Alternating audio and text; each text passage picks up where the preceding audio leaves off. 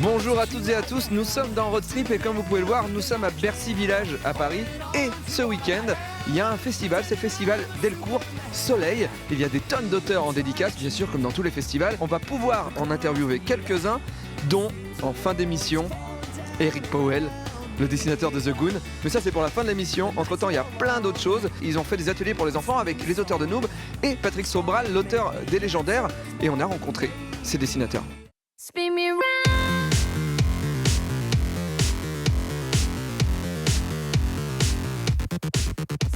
Alors, on vient de vous voir avec des enfants. Qu'est-ce que vous faisiez avec des enfants ? En fait, dans le cadre du festival Del Sol, on nous a demandé, et en plus nous, ça nous fait extrêmement plaisir, de faire un petit atelier explicatif pour montrer particulièrement aux plus jeunes comment ça se passe le dessin. Un atelier dessin que je fais, je crois que depuis que ce festival existe, je vais apprendre aux enfants inscrits à dessiner des personnages via certaines expressions. Je vais apprendre à dessiner des expressions de visage des personnages et à les mélanger entre elles pour en obtenir d'autres. C'est un petit cours accéléré sur les expressions dans la bande dessinée. Très souvent, il y a des petits-enfants qui viennent et qui sont vraiment, le dessin, ça les aide pour leur imaginaire. Et de voir des gens qui sont plus âgés, qui en ont fait leur métier, très souvent on termine et vous avez des petits gamins qui disent oh, « c'est trop bien ». Philippe, quand sort la prochaine BD Noob ? Le prochain tome qui est le tome 8, il sort le 2 octobre. Comme je te disais tout à l'heure, j'ai fini de le dessiner au mois de mars. Parce que justement, avec notre planning, on fait les tomes très très en avance. En attendant, vous avez lancé une autre série, un projet que vous aviez depuis très longtemps et qui s'appelle Roll Queer, c'est ça ? En fait, c'est l'histoire au XVIIIe siècle, totalement anachronique et fantasmée, d'un petit chevalier français qui part à l'autre bout du monde, au pays du Yamato. Donc forcément, ça ressemble beaucoup au Japon, dans l'idée que ce sont des sauvages et qu'il faut les civiliser, leur apporter la culture française.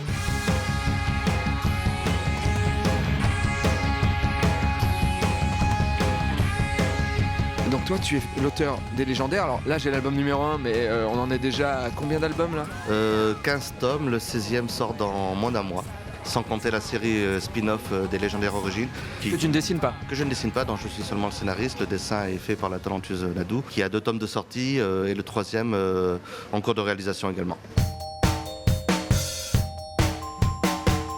On explique un petit peu l'histoire des Légendaires parce que s'il y a une spin-off, c'est quand même assez malin. C'est parce que dans l'univers des Légendaires, les personnages sont devenus petits, mais dans le spin-off, ils sont grands. Enfin, c'est l'histoire d'un groupe de héros, on peut un peu dire que c'est les X-Men de leur monde, c'est un monde d'heroic fantasy. Et ces héros-là, par mégarde, ont déclenché un sortilège qui a rajeuni toute la population adulte de la planète. La planète n'est plus habitée que par des enfants. Et le fil rouge, la trame principale de la série, c'est les Légendaires qui essaient de trouver un moyen d'inverser le processus et de rendre à toute la population et à eux-mêmes leur forme adulte. Et donc le spin-off, lui, raconte le passé de ces personnages-là, donc avant qu'ils se rencontrent, raconte leur vie d'avant les Légendaires, et forcément ils étaient adultes avant. Donc voilà, c'est une histoire qui se passe avant, mais ils sont plus vieux.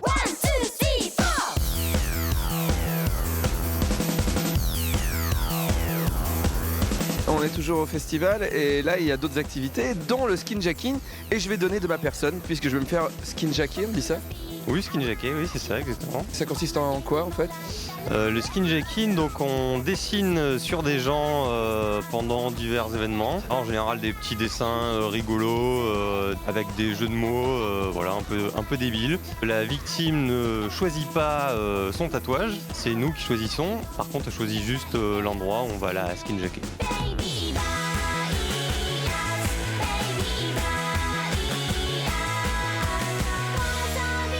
Alors j'ai cru comprendre que vous n'étiez pas les seuls dans le monde.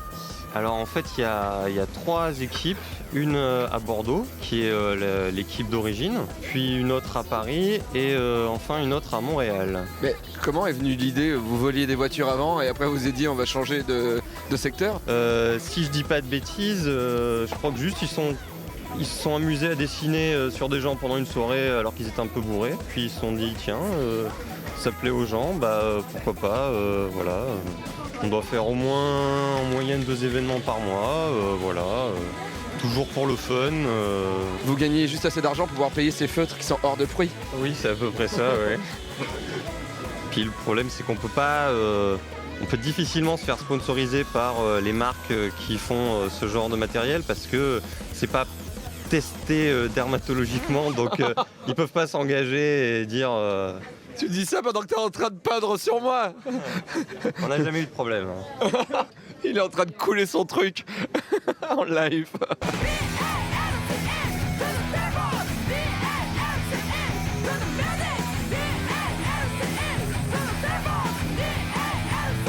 C'est quand tu fais ce genre d'événement que tu prends conscience des poils disgracieux que t'as partout sur le corps. Et là tu dis, est-ce que je devrais me raser les épaules?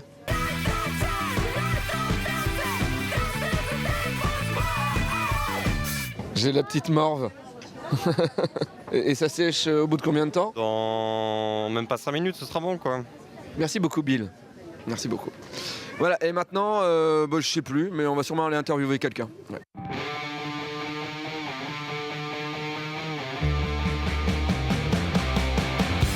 Ce festival est aussi pour les éditeurs un moyen de présenter au public leurs nouveautés. Et chez Delcourt, la nouveauté, c'est la réalité augmentée. Depuis septembre, il y a des petits logos derrière les BD avec écrit réalité augmentée. Alors qu'est-ce que c'est? Eh ben, il y a un forum pour ça, on rencontre les gens et on leur explique ce que c'est que la réalité augmentée.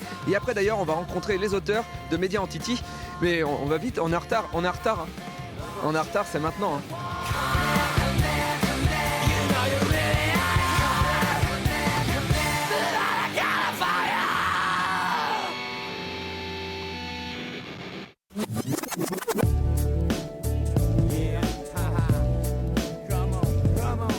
Pendant qu'Emilie dessine, je vais interviewer Simon, donc vous avez vu juste avant, on était en pleine entrevue avec les gens. Alors pourquoi cette rencontre avec le public? Cette rencontre avec le public, c'est pour expliquer un petit peu ce que c'est la réalité augmentée. Donc la réalité augmentée qui est présente sur Media Entity et sur une autre BD que tu connais peut-être qui s'appelle La Petite Mort. Et donc la réalité augmentée, c'est utiliser le support papier de la bande dessinée à travers son smartphone et sa tablette pour accéder à des nouveaux contenus, que ce soit des making-of ou des éléments qui vont augmenter un peu l'histoire qu'on a dans la bande dessinée. Donc on a bien compris qu'Emilie était au dessin, toi t'es au scénario. Donc c'est moi qui parle, du coup. Et alors, c'est quoi l'histoire de Media Entity et pourquoi le besoin de réalité augmentée?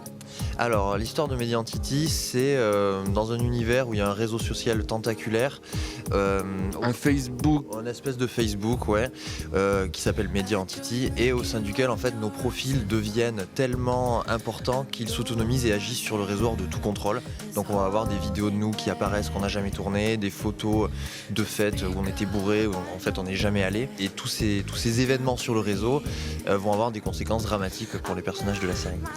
Et du coup, la réalité augmentée, ce qui nous intéressait là-dedans, c'est que on sort un support papier, donc un support qui raconte une histoire avec des personnages réels. Et avec la réalité augmentée, ça nous permettait de mettre en scène cette différence qu'il y a dans notre histoire entre ce qui se passe sur le réseau qui est incontrôlable et ce qui se passe dans la réalité qui est dramatique.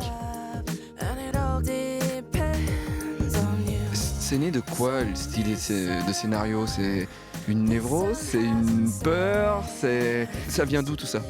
En fait, moi j'ai un rapport un petit peu ambigu avec Internet. Je suis une espèce d'addiction à l'information, mais comme beaucoup de gens et comme de plus en plus de gens, je pense. Donc c'est pas exceptionnel. Mais ça me perturbe tellement qu'il fallait que j'en fasse quelque chose et que je raconte en fait mon pire cauchemar. Il y a une chose quand même importante avec cette bande dessinée, c'est que avant d'être un album papier, c'est une bande dessinée qu'on appelle en turbo média sur internet. Donc c'est-à-dire que c'est une bande dessinée animée. C'est quoi le truc de départ et est-ce que ça va continuer avec toujours ces deux médias, c'est-à-dire la BD et le turbo média sur internet? Ou alors est-ce qu'à un moment vous allez arrêter que pour la BD ou... Ouais, alors en fait on a fait un peu une révolution copernicienne. On a commencé par le turbo média, par le numérique. On sait bien que la bande dessinée numérique, on peut pas en vivre, on peut pas continuer. Puis nous on avait envie de continuer. Déjà que vivre de la BD... Déjà que c'est un peu juste. Donc voilà, on avait commencé cette série sur internet. Et puis très très rapidement, mais c'était avant même qu'on la sorte, on s'était dit il y a moyen avec le turbo média, c'est possible de faire une version papier, parce que notre turbo média il n'est pas animé, enfin c'est des cases qui se suivent, mais il n'y a pas vraiment d'animation. Et sur la version papier on s'est dit putain, ça serait vachement bien de remettre du numérique dedans, de la réalité augmentée. Donc voilà, numérique, papier, on revient au numérique. En tout cas pour les 4 prochains tomes papier, les deux vont continuer en parallèle. C'est pas hyper aliénant comme boulot? C'est totalement aliénant.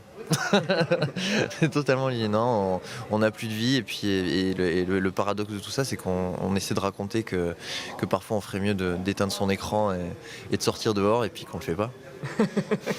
C'est très joli pour finir, mais j'aimerais quand même que le mot de la fin soit Émilie. Est-ce que tu valides tout ce qu'a dit Simon? Oui, je valide.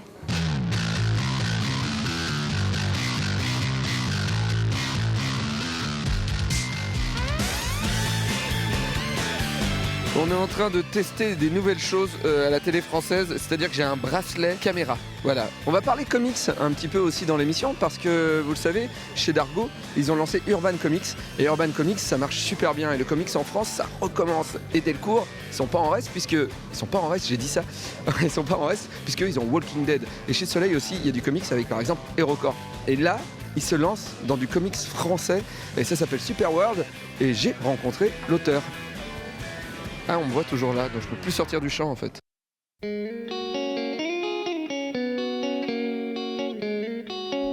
Super World est donc un de ces comics édités dernièrement par Delcourt. Alors, j'ai à côté de moi Jean-Marc Rivière. Je vais t'appeler Jean-Marc, ça te va? Ouais, c'est très bien. Donc Jean-Marc, explique-nous d'où tu viens, parce que en fait, t'as pas un cursus plutôt classique. En fait, tu viens pas forcément de la bande dessinée à la base. Oui, alors je suis l'intrus dans le monde de la bande dessinée. En fait, à la base, je suis historien, je travaille à la fac. Et j'ai écrit des romans, j'ai écrit des polars et récemment un roman d'amour un peu trash. Et donc voilà, c'est ma première incursion dans le monde de la BD et dans le comics. On va dire comics parce que c'est du comics. Mais bon, le truc, le marketing fait qu'on dit comics français, voilà. Et on se dit comics français, mais c'est pas possible, c'est que les Américains qui savent faire du comics. Et là, l'histoire, elle est finalement pas tant inspirée des comics américains, mais en même temps, on est vraiment dans un truc de super-héros. T'es parti de quoi pour créer l'histoire? Et explique un peu l'histoire parce que c'est pas à moi de le faire. Donc en fait, je suis parti d'une idée super simple, c'est que je voulais faire une histoire de super-héros, mais sans super-héros. Le pitch de départ, il y a 14 ans, tous les super-héros de la Terre ont disparu brutalement en installant un bouclier de défense dans l'espace, qui depuis protège la Terre, donc ils ont disparu et ils ont laissé des petits bébés. Et ces petits bébés ont grandi. Ils ont grandi sans leurs parents, donc sont devenus des adolescents chiants, on peut le dire, mal élevés, qui n'ont pas eu cet héritage éducatif. Ce sont des adolescents qui ont des super pouvoirs, donc en claquant des doigts, ils peuvent bien sûr détruire la Terre. Et donc le deal que le gouvernement a passé avec eux, c'est de les installer dans un ghetto au Champ de Mars, devant la Tour Eiffel, avec des super villas, des super piscines, des super voitures. Enfin, en échange, ils n'ont juste pas le droit d'utiliser leurs super pouvoirs. Et ça tient à peu près jusque, disons, la moitié du volume. Et après, les choses commencent à aller beaucoup plus mal pour eux. En lisant, j'ai eu l'impression de retrouver un petit côté Watchmen, dans le fond, on va dire, et un petit côté invincible dans le ton. C'est un peu tes influences ou pas?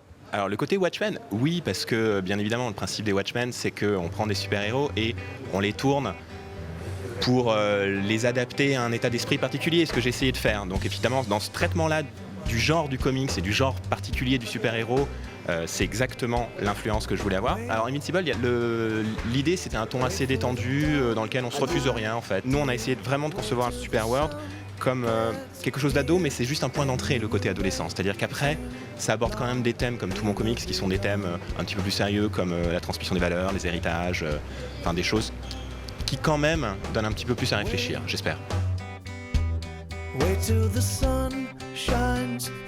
L'histoire se lance, il y a un cliffhanger de ouf à la fin. Tu es sur combien de tomes dans ta tête là pour l'instant? Alors c'est même pas dans ma tête parce que les 3 premiers tomes qui forment la première mini-série sont déjà complètement écrits et bouclés. Donc c'est une mini-histoire qui se conclut, qui a une fin. Donc je rassure tous les gens qui lisent des comics, cette série a une fin. Comme je suis un très très grand lecteur de comics américains et que je suis un très grand lecteur frustré de ne pas souvent avoir de fin dans mes histoires, j'ai voulu vraiment en mettre une dans celle-ci. Et puis voilà, après, si tout va bien, on fera des mini-séries, mais à chaque fois avec une fin quand même.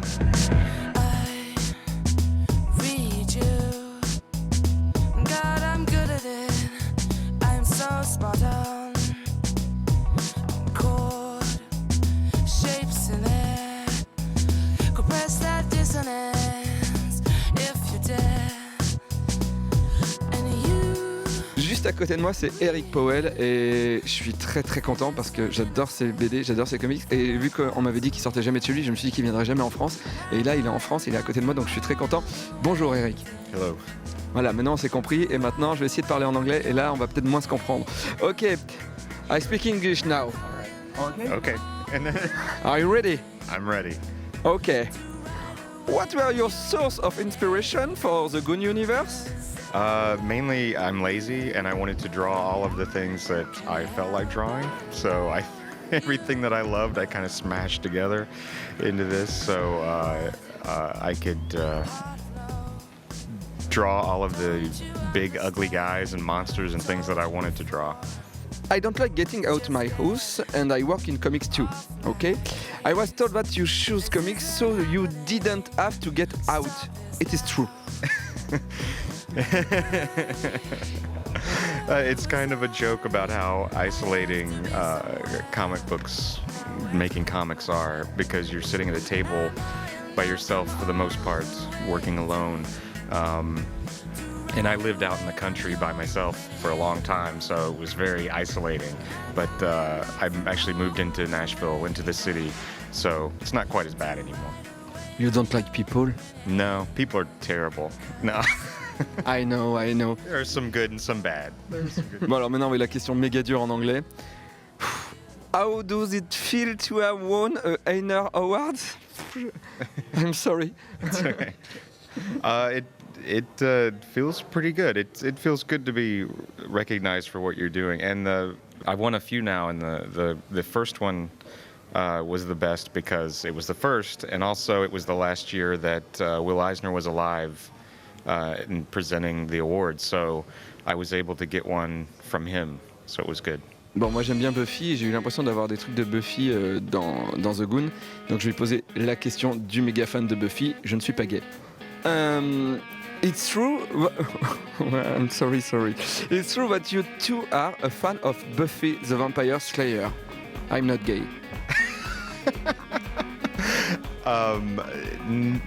To be honest, not really. I don't really. What? No, I don't watch the show. I never watched the show. I saw the movie, the Christy Swanson. No, the movie don't exist.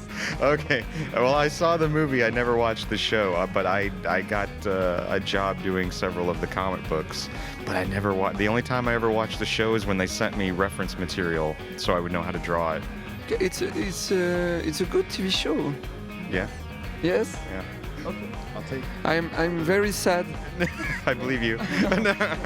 Bon, maintenant on va passer aux questions qui ne sont pas écrites.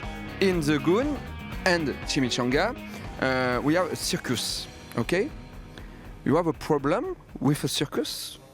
No, I love the circus. That's why it's in both. I don't know. I didn't intentionally do that, but I think there's something about it, some kind of creepy element, and I like the idea of misfits, people that don't quite fit in, so they have their world of their own, which would be a carnival or a circus, and they're talented in their own way, but they don't quite fit in, and there's something appealing about that to me. I like telling stories like that.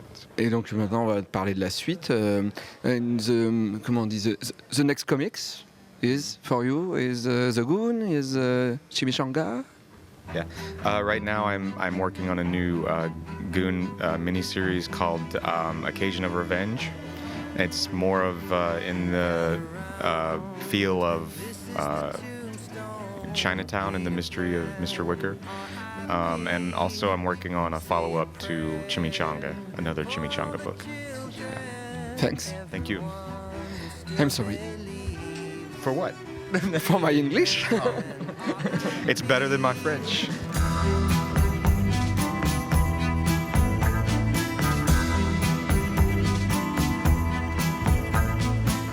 Clear leaves from his resting place, chase the crows across the street, let the sun warm his bleeding heart, boy you may. Le festival se termine, mais sera là l'année prochaine. Est-ce que je me souviens de ce festival? Plein de choses, plein de rencontres avec les gens, rencontres avec des dessinateurs, rencontres avec un auteur américain que j'adore. Et surtout, ce que j'ai gagné, c'est une allergie sur mon bras droit. Et ça, c'est cool. À l'année prochaine.